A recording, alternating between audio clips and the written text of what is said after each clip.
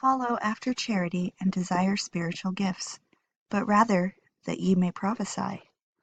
For he that speaketh in an unknown tongue speaketh not unto men, but unto God. For no man understandeth him, howbeit in the Spirit he speaketh mysteries. But he that prophesieth speaketh unto men to edification and exhortation and comfort. He that speaketh in an unknown tongue edifieth himself. He that prophesieth edifieth the church. I would that ye all spake with tongues, but rather that ye prophesy. For greater is he that prophesieth than he that speaketh with tongues, except he interpret, that the church may receive edifying. Now, brethren, if I come unto you speaking with tongues, what shall I profit you, except I shall speak to you either by revelation, or by knowledge, or by prophesying, or by doctrine? And even things without life-giving sound, whether pipe or harp, except they give a distinction of sounds, how shall it be known what is piped or harped?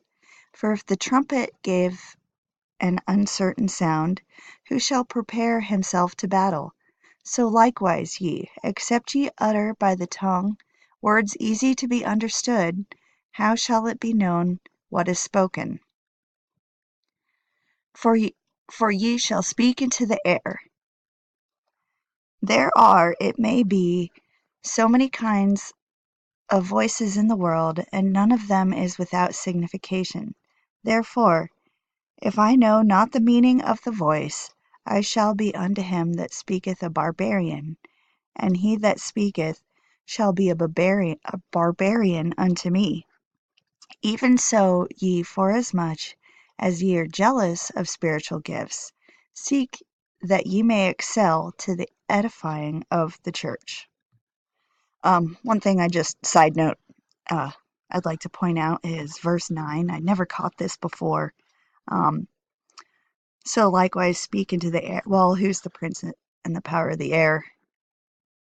So, but anyway, I just thought I'd bring that up because I never caught that before.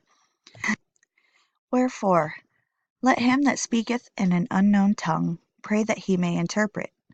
For if I pray in an unknown tongue, my spirit prayeth, but my understanding is unfruitful. What is it then? I will pray with the spirit, and I will pray with the understanding also. I will sing with the spirit, and I will sing with the understanding also.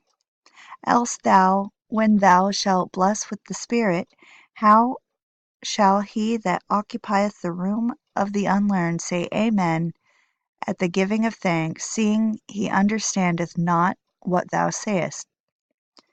For thou verily givest thanks well, but the other is not edified. I thank my God, I speak it with tongues more than ye all, yet in the church I had rather speak 5 words with my understanding, that by my voice I might teach others also, than 10,000 words in an unknown tongue. Brethren, be not children in understanding, howbeit in malice be ye children, but in understanding be men. In the law it is written, with men of other tongues and other lips I will speak unto this people. And yet, for all that they...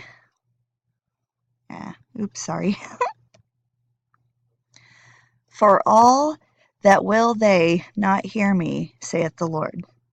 Wherefore tongues are for a sign, not to them that believe, but to them that believe not.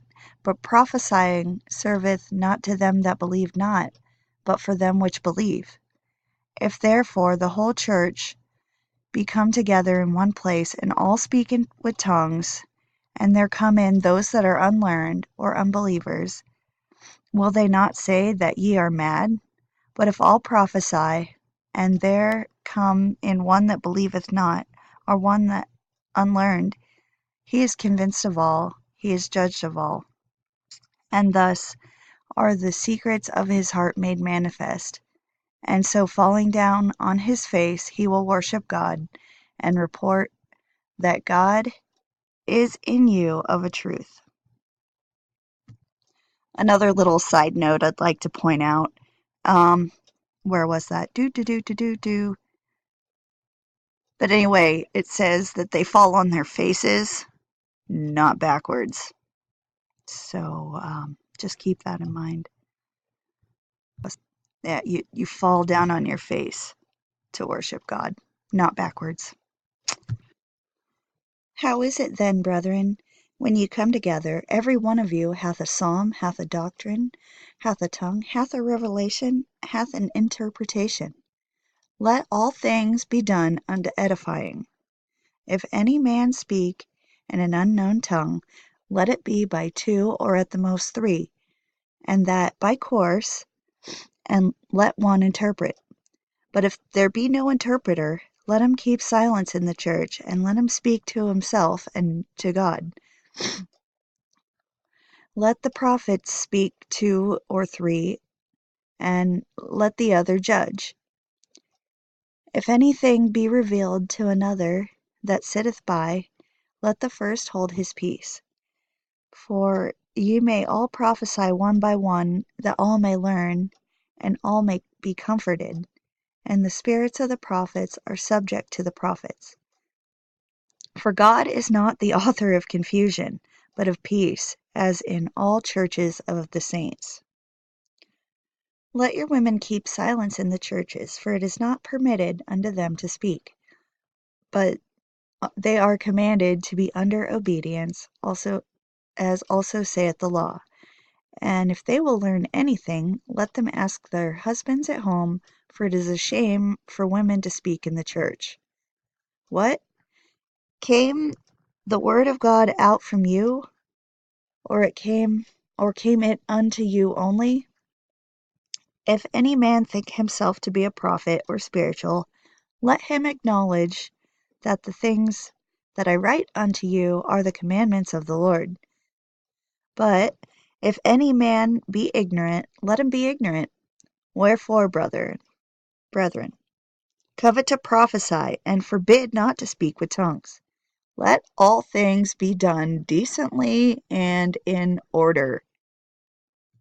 And that was 1 Corinthians 14. There's a lot of answers in there for everything. So, like how a church should run. But I hope you enjoyed your time, and talk to you later. Bye.